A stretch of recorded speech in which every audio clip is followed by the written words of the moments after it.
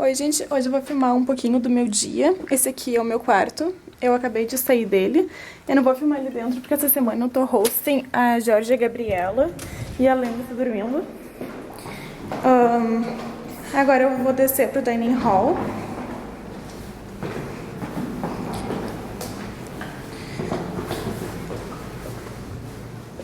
Agora são tipo 20 para as 9, 8h30 da manhã. Eu geralmente acordo um pouco mais tarde, mas hoje eu tenho que ir pro MIT e daí eu acordo cedo. Tá.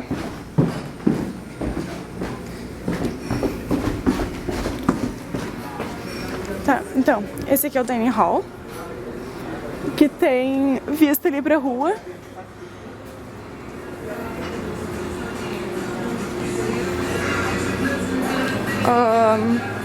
Aqui a gente tem waffles. Tem fruta. Pão. A minha irmã depois vai me incomodar por isso, dizendo que eu só mostro, só quero mostrar comida nos meus vídeos. Ah, meu Deus, agora eu quero mesmo. Tipo, esse negócio de chocolate é muito bom. E eles não faziam há tipo um mês. E é o meu preferido. Tá. Então.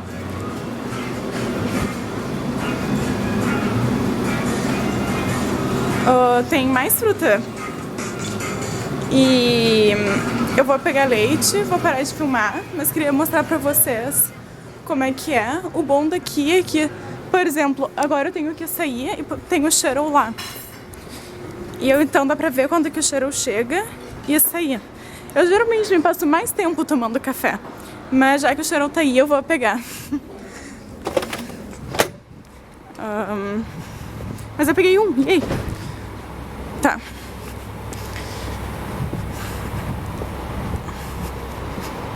Então, e o dia é sempre corrido assim.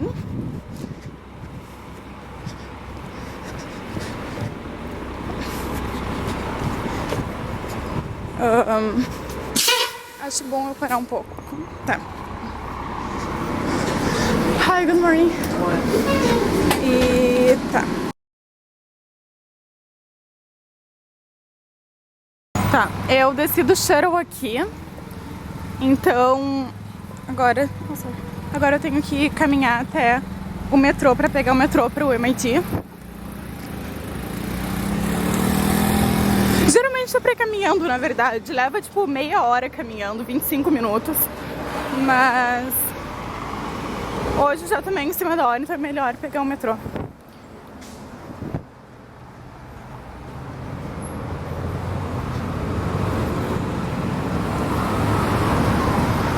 Sim, ali tipo é o Yard, né? Aqui do outro lado da rua já é Harvard.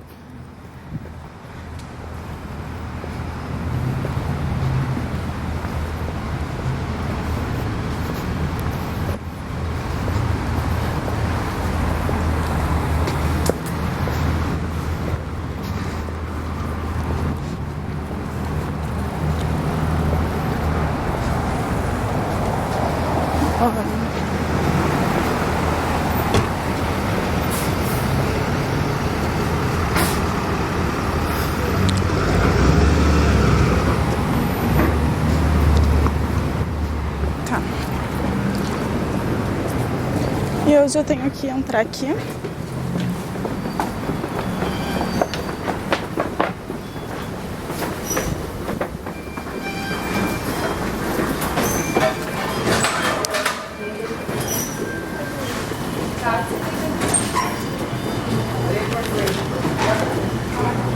Hi. I'm good, how are you?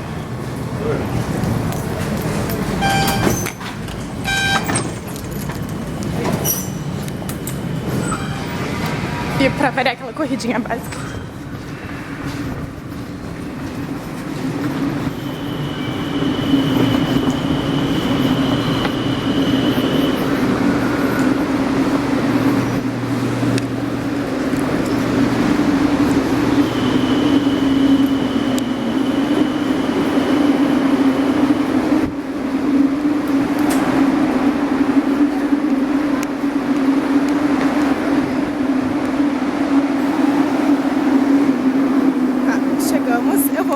as pessoas vão se incomodar que eu tô filmando.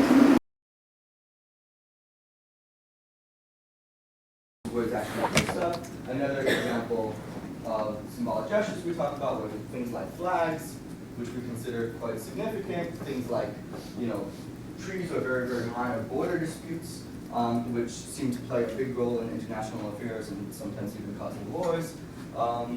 And other examples were like, who walks through the door first, or you could think of bowing or saluting or other signals of dominance or submissiveness. And we ask these questions: why do we make such a big deal out of symbolic gestures? Should we or shouldn't we? When are symbolic gestures going to be important, and what features must symbolic gestures have? Fun, and then we gave the basic intuition that it's the reason why symbolic gestures matter is because it's a Nash equilibrium to condition our behavior on irrelevant events, provided they have this property of evidence. And then we argued symbolic gestures have this property of being evidence, and therefore symbolic gestures are going to matter when there is a subsequent interaction that has multiple equilibria. Fine. And then I gave this very, very basic stylized model. Let me give another basic stylized model just so that it's clear the mapping between the model and the applications, because we had some questions on that last time. So suppose that the states of the world are Airfract goes through the door first or Barack goes through the door first. Okay? And then you can see that what's important is that that's not the game. But what happens is afterwards they play a hop-dove game, and the hop-dove game looks something like this, where Airfract chooses hop or dove, Barack chooses hop or dove. If they, we're talking about hop or dove as in like, for instance, whether or not they hawkishly negotiate over, for instance, the city of Jerusalem. So if they both play hawk, then they end up, storming out of the conference without a peace deal. If Airfract plays hawk and Rock plays dove, then the Palestinians get Jerusalem. If Airfract plays dove and Rock plays hawk, then the Jews get Jerusalem. And if Airfract plays dove and Rock plays dove, then they split Jerusalem. Right? So that's of course, this is highly stylized. We don't actually think that negotiations are as simple as this. But the only thing that I wanted to make clear with this slide was the mapping from how we're representing the map to how it might actually fit in with one of those applications that we started with. So the state of the world is just who goes there first, and then what we think is that in equilibrium, maybe Airfract plays this strategy, which is if he goes through the door first, he plays hawk, and if Brock goes through the door first, then he plays dove, and Brock does the opposite, and then what happens is they, depending on who does the submissive gesture, that person plays dove and ends up, losing Jerusalem, and whoever goes through the door first and is therefore seen as dominant, he plays hawk and his team gets Jerusalem. So that's the map. And of course, this is stylized, but I wanted you guys to see kind of which piece maps onto which piece. So hopefully this clarifies things a little bit. Do we have any questions on this? Yeah. I don't think the model has to account for this at all, but I was just wondering if you had any thoughts as to how these symbolic gestures come to emerge, come to have bearing on, or come to, what is it called? The pivotal. Yeah. So why the strategies end up depending on the states of the world. Yeah. How does that come to be a symbolic gesture? Yeah. I understand. So for instance, it could have just as well been that they do the opposite, where if they go through the door first, then they play dove, and if they go through the door second, they play hawk. And in fact, not knowing much about the Middle East, they both seem equally as reasonable. It just so happens in the Middle East, like going through the door first is seen as I actually got it reversed there. So going through the door first is seen as a submissive act. So that seems kind of arbitrary to us. And in fact, it's even, so it would have been an equilibrium for going through the door first to be seen as a dominant act and affected negotiations in the opposite direction. Or it could also be that they just ignore who goes through the door first, which is presumably what we do in the US. We don't even think it's symbolic at all. And maybe you'll pay attention to, which person happens to, I don't know, some other arbitrary cue, like which person happens to start the negotiation first, or who knows what. So I concur that like that's completely outside of the model. The model is only able to tell us that what things are possible to do this with, but not which things we'll actually end up doing it with. And for that, I guess, yeah. So we can just say like an existence of a possibility result.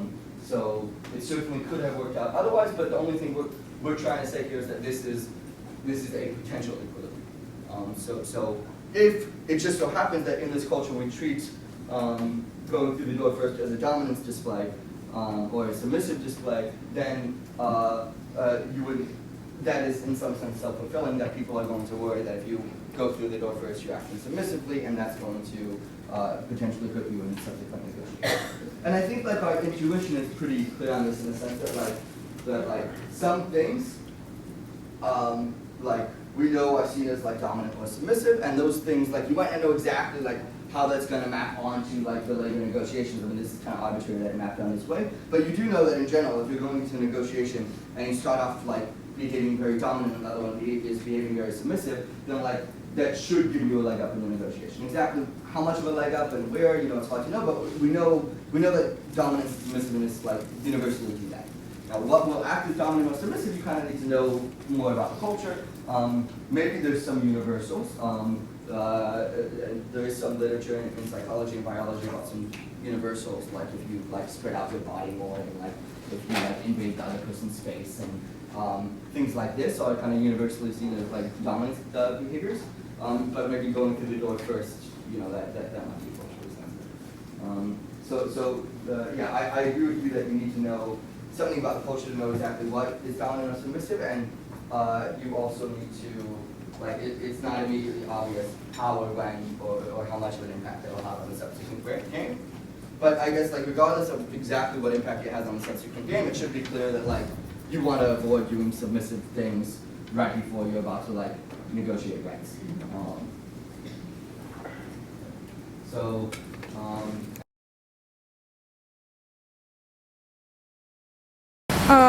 Bom, eu tô de volta aqui em Harvard.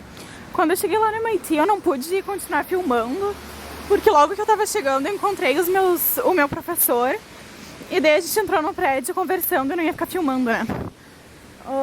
Essa aula do MIT é a aula que eu tô sendo TA, então basicamente, tipo, eu tenho office hours, que é o pessoal... Eu fiz essa aula semestre passado, de Game Theory e Psychology. E eles dão um semestre em Harvard, um no MIT, um em Harvard e um no MIT. E desse semestre estão dando aula no MIT. E eu fiquei fazendo pesquisa com eles durante o verão. Tipo, eu tava sendo Research Assistant. E daí eles me chamaram pra ser assistente dessa aula também. Então, tipo, eu tiro dúvidas e eu corrijo os temas e tal. E daí eu fui pra aula hoje. Daí eu encontrei ele, daí quando a gente também voltou caminhando até Harvard, então eu não pude filmar porque eu vim com ele. E daí agora, tipo, nessas últimas 2 horas eu tava estudando, agora eu vou almoçar. Então, essa aqui é Adams, que é uma das casas. Eu moro em Forro, que é no Quad, então é mais longe, tipo uns 10 minutos de shuttle, uns 15 caminhando. Então eu sempre almoço em Adams. Quando eu não almoço no Science Center, que é onde eu tenho aula, que tem um café que dá pra comprar comida. Porque geralmente, na verdade, não paro pra almoçar. Mas hoje já, tipo, eu estudei um pouco, então não dá tempo de comer direito.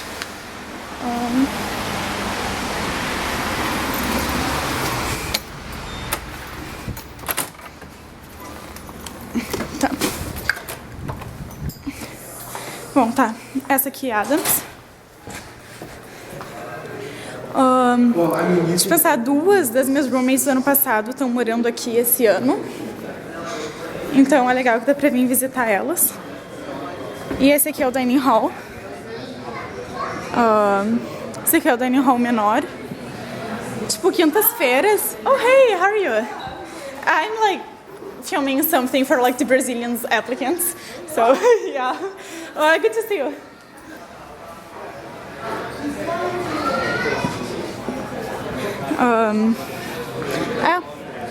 Então, sim, porque terça-feira tem community dinner, então, que é um jantar mais formalzinho.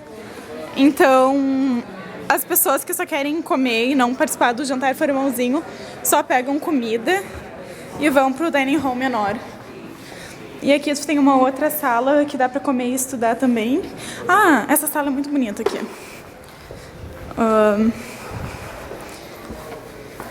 Ups, tem gente. Tem tipo um piano ali e um órgão aqui. E geralmente tem gente que toca piano muito bem treinando. Essa foi a casa que o Kennedy morou quando ele estudava em Harvard. Então é bem legal. Tá, eu vou comer, então eu vou parar de filmar.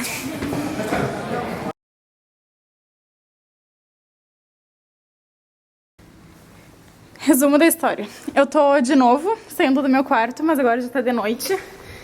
Hoje, aquela hora que eu tava filmando no yard, a bateria acabou e daí eu não conseguia continuar filmando. Daí agora eu fui comer no outro dining hall. Porque a única coisa que eu não gosto de Harvard é a falta de opção vegetariana. Putz. Ah não, tá. Eu peguei que eu preciso, deixa eu ver. Peguei, tá. É a falta de opções vegetarianas. E daí no meu dining hall não tinha nada pra comer. Putz, tá chovendo mais agora. Não tinha nada pra comer vegetariano. E daí eu vim pra esse outro dining hall que é da casa do lado da minha. E daí eu chego aqui e os caras estão fazendo sorvete com nitrogênio líquido. E daí eu achei que vocês iam gostar de ver que é uma coisa bem Harvard, eu sei pra comer, e daí tem gente fazendo sorvete com nitrogênio. Mas enfim. Tá. Esse aqui é o outro dining hall.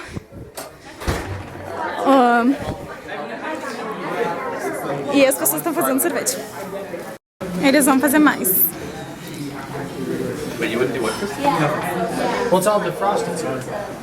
E agora há pouco meu espaço na câmera acabou. Eu tive que deletar algumas fotos. Mas espero que dure o suficiente pra vocês verem. What do you think? Yeah, let's do it. This might be my last. Yeah, that's good. Head home to home in heart afterwards. Ah, tá. Mas por que eles estão fazendo isso? Eles estão basicamente recrutando gente pra fazer... Cup of heavy cream. Pra fazer major concentration em sciences. Cup of half and half.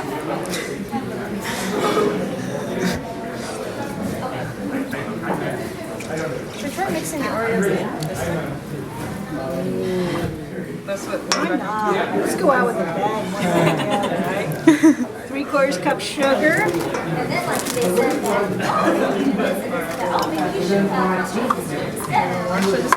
Yeah, let's clean up. Can we clean up? That's more than. I think it's more, yeah.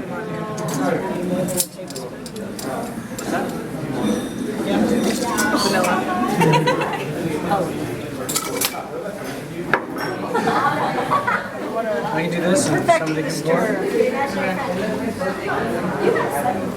Do we need that chocolate syrup or not? No, we're just Oreo.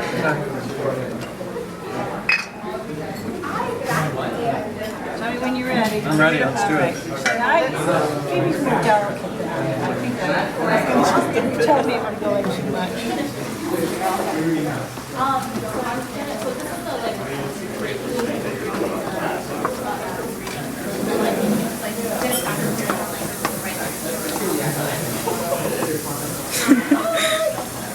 Hey, Tanya! Hey! What's up? And this is a legitimate EPS concert. You tell your folks, your friends in Brazil. In the flesh. In the flesh. Can I inquire what making nitrogen has to do with the EPS concentration? It's science. It's science. Do you see this? This is Snowball Earth. That is a huge part. Good save, Tanya. Okay. I'm sold. Hey, whatever. Does stirring with the chips, cookies in there make any difference? No, it feels about the same. So is this round one of ice cream or is there many rounds? Does it all evaporate, or am I like eating? Am I about to eat some like delicious nitrogen?